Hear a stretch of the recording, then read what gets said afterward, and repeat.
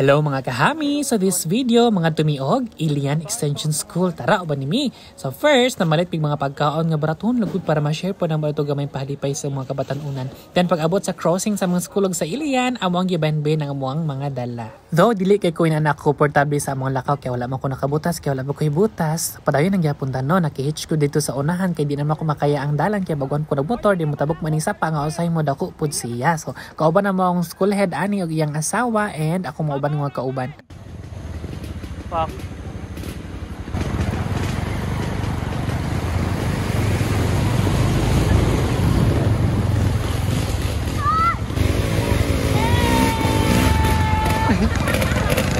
So kini siya nga sapa no modahog gini siya kung kusog ang ulan. So na mga instances ni kinahanglan pagid magulat sa among mga kauban sa Ilian aha pa makaulit. Maluoy lang po kay ko sa mga kauban diri kay puro sila babae nga nanga-assign diri nya dili anak kagwapo ilahang dalan. Apa naman sila magabana makaingon na po ko nga deserve na po nila kay naman sila mga bana good pud oy. Bitaw ani nga video wala na ako gi-expose sa mga lugar kay para ma-discriminate patos share lang sa ilang mga everyday struggles para lang maabot ang ilang eskwelahan ug makapadayon sa pag-duty. Laysa maklay na ta. And naluoy ko sa kining asawa sa akong school head kay nagbaklan lang yung taon siya kinahadlok siya sa dalan. Maayo na lang kay mga motor sa akong mga kauban, mga kusgan, mga CRF ug mga XR nga kusgan gyud nga mosaka gyud sila og bukid. Kay ako apang motor akong gidiladri ug ipilan ako na palungan og nahayang. Akong tiil na husog, sorry. Naman day mi rapper kauban. By the way, 7 na sa morning nagikan ani kay naami gipanghulat pa nga mga kauban ug nagprepare pa mi sa mga pangdalon dito sa bukid. So mo siya akong mga kauban no diri sa Santa Filomena Elementary School ug naguna na dayon ang taga Ilian. So inani ang dalan medyo nailapok, nay batuon. Mo lagi na nga igmang lakaw gali mo, namoy trabaho kayo ba ng asawa. Kay mo'y magbuot sa dalan. Gusto naman si Mama Rites. Di na lagi ko di. Duwag tawat ba? Laysa! And ring a portion sa video, grabe ka bugoy ani akong kauban kay ang gipauna kini wala pa nakatultol sa dalan nga amo ang pagabaybayon niya. Iyang gipasagdaan nga nilahos sa tumoy nga ipatipas man day ang motor diri sa ubos kay para dito ra ibilin sa dryer. So naabot na lang siya sa babaw ay pasigingnan nga nganong naabot ka dira nga diri ra man ibilin ang motor o di ba? Lisod jud nilang kahimtang din no labi na kung magsig ulan na yun ay mga laka or landslide nga mahitabo. Mas maayo pa gyud kung magmotor ka nga kanang imong ligid kay naabitay ka dina kay mosaka gyud siya sa bukid compared sa kaning mga inaani nga mga motor nga tagas kay kung walay dagko nga spike lisod jud kaayo siya mosaka og mosubida dito sa babaw. Mas lisod diri oy. Ay, ang itlog mabuak. Ang itlog ba nga lutuonan? Kamo agi. Moto siya kung giingon nga motipas ta dira sa may tunga-tunga dili na mosaka gyud sa babaw kay lisod na kay dadto didto man day ang dryer.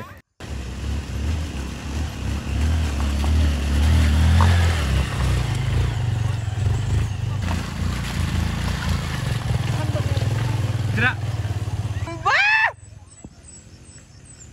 Og mo lagi nakaapan yung kuno sa mabot sa babaw ay pa matumba.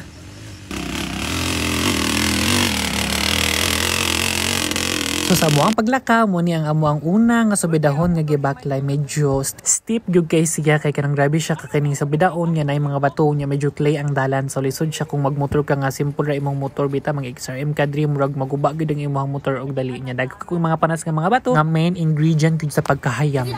Kasulod ni kamot. Nagani kay sa jacket ra nag-ana-ana ang ligid para sa tunay tabo ba. Isibak ko. Na slider man. Nag-card ni ang taga-adlaw. Balisod ka ay Lord. Pero murag ikaw ra ma'am ang lisod og dalan nga wa na stress. Wa nagdiwang no? Mo gito si Ma'am Milros no ang first nga na-assign diri sa Santa Filomena Elementary School Ilian Extension nga tip ed teacher. And murag 2 years na siya kasi balik-balik ni ilang dalan diri nga kung ako sa iyang kahimtang murag maluoy kay ko kay babae bayo niya pagay-anak niya ang mattress na to dira mo og urog chi. And diri sa bukid bisag asa ka malapok pwede ra pud ka bisag asa pud din ka manghinaw, di ba? Motocross ha couple edition, couple number 003. Fuck.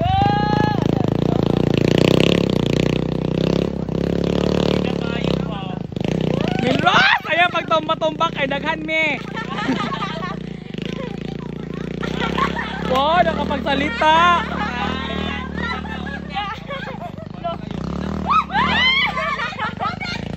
Milros!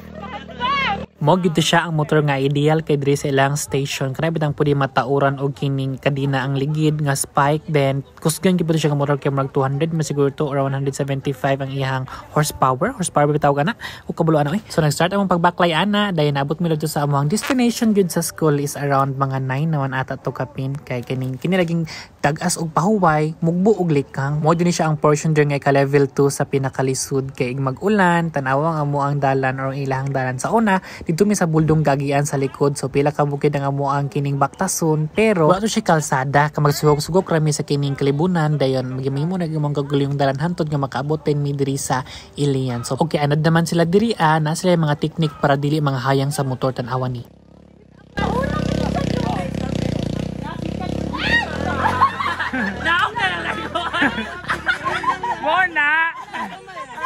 Ana ra gyud na siya no, kung lisod na gali ang sitwasyon pwede ra makamubuhi. Charing bitaw pwede ra makamubuhi for a while kay para nga magangana ng isa din mo sakay na pagpabalik sa unahan ana ra oy grabe pud mo. Then diri nga part ang amo ang level 3 kay dagko kay siya og bato unya bahada or subidaon kay siya. So ang imong ligid diri dapat gyapon katong na ay kadina nga spike kay para mo kaon og mukitkit sa yuta aron masibog kas unahan. You know what, last year hapit jud ko na balhin ding dapita kani ubos ang among enrollment pero kaloy-an na lang pud kay kanang suportado kimi sa mga school head niya di siya gusto nga makuha mi sa mga school kipangitan niyang pamaagi nga managhan ang mga estudyante. So nagimo mi diri og kining extension unya na naghan ang mga bata kay amo gipang libre og gipanghatagan og programa og benepisyo nga para ang mga bata dili na mobalhin sa lain nga school, di ba? Mo gyud na siya manggod ang kining realidad kung mogamay ang inyong estudyante kung kinsa toy pinakaulahi nga nain mo poy pinakauna nga ma-evict sa inyong school. So dili na ako ma-imagine ako kaugalingon no everyday mag-backlight radio independent man ko, strong independent person pero murag mas piliun na lang gid siguro na ako nga magpabili na lang ko sa bukid bahalag dadto ko magpuyo ay og sinima na unya tagsara ko muuli kay kapoy kay sa nga tanan mag-ulian unya daghan pud kig banakon dring dapita. Tinuod lang bitaw kapoy man gid muuli pero kung ako'y ma-assign dili na jud ko muuli kay mas ganahan kung inaani bitaw nga kinabuhi kay bitang peaceful ug malumanay lang ang tanan pagawas nimo nature vibe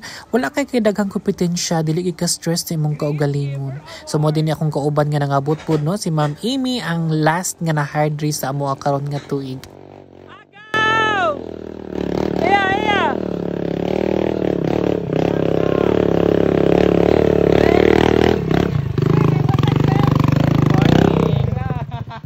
Naglisod ng bana mo sakay pagud ang asawa.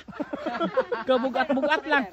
Ang realidad diri sa bukid dili jud ka makapa-fashion show o makapa-sexy especially kung ikaw mag-drive or ga-commute ka everyday. Dapat yun nga dadto na jud ka magsuot og gwapo dito sulod sa eskwelahan kay mga gisi man na naka-experience ang jud ko ana nga nagbaklay-baklay ko sa sentro wala ko kabalo na buslot na day na busdik na ko ang sakang unya puti pa jud ako ang brief kung wala ko gignan sa akong kauban nga buslot di akong lubot wala ko kabalo murag asa pa ako nakaabot ato. Well, I am not saying nga kami mo na pinakalisod nga station no or lisod jud kini amo ang lugar diri kay mabaklay man siya compared atong mga maestra nga motabok pa og sapa mga anod pa kay kanang parang makauli kung makaadto sa eskwelahan kita mang tanan natay difficulty index manggod kung asa ta nagikan kung mabalhin ta sa lahi nga lugar nga dili ta used to it ngayon ana ang sitwasyon of course lisdan jud ta pero by time sa sinugdanan naman gud perminti ang lisod maanad naman gud tang tanan o di ba kung maloy ko sa mga teacher diri especially kung kada adlaw sila magulian mas maloy ko sa mga residente diri in times of emergency kaya ang access nila grabe kalisod kung critical magali simbako palayo murag ma 50-50 ma 100 jud tanan kay tungod sa dalan nga kana bitaw inani and kini nga lugar diri talagsara kay tagtawo nga kana bitaw maglaroy-laroy kanang imong mamit nga mga unfamiliar faces kay ang mga tao diri amang good naragid sila sa mga uma so bihira na lang kakitagtawo diri nga kanang naglaglaag or nagbisita unless og naay kini mag-operation nga mga sundalo kay kita jud kag mga tao diri nga maglaroy-laroy nga mga unfamiliar faces so mo ni siya ang view dito sa amo ang level 2. O diba, grabe ka tsada diri kay fresh kay ang hangin ga fogs pagod siya diri. And fun fact tayo no diri sa Quezon Bukidnon mo ni siya ang amo ang barangay nga naay pinakahabog nga bukid. So everyday magsige siya og ulan diri unya magud po ni siya ang reason nga nga sige ulanon ang Quezon kay mas abunda ang mga clouds diri nga una gud siya mo patak dito sa baba padulong diri sa ubos mo na siya nga perminti mi basaig mo uli. Then we are down to our last obstacle kining yuta nga pula before ta makabot sa school. And accordingly magud na ilang last obstacle nga gasigi sa laog ka semplang. So muna siya ang view dadto sa paanan sa Ilian Extension School ug muna siya ang sentro sa Quezon. Sa moang lakaw ulahay gyud kining mga babae nga minyo kay kanang tagagmay kay sila tikam nya halos istorya, halos chika. So kuwang ipakita sa inyo ang 360 view diri sa Ilian. O di ba? Naanami ana sa babaw sa bukid and muna siya ang mga bukid nga nagapalibot. Kay kini ang mga barangay Santa Filomena muna ang pinakadako nga barangay diri sa tibuok Quezon, Bukidnon. O di ba? Mo din niya mo ang teacher nga bago ra pud na hire dadto sa Tagbo si Ma'am Mirasol. Congratulations, ma'am. And after an hour of backline, naabot na mi diri sa Sitio Ilian. So ang mga estudyante na mo diri is nagagikan sa lower Kalut ug sa upper Kalut ug muni ang mga makeshifts nga classroom nga gikan pa siya sa SOLADS nga mga volunteers ug sa mga tinabangay sa local government unit, barangay unit ug mga private sector. Shout out to Ma'am Gladys nga mao pa pagbalik sa iyang station bitbit iyang bata nga bag-o pang anak. So welcome to Sitio Ilian and see you in my next video. Bye-bye!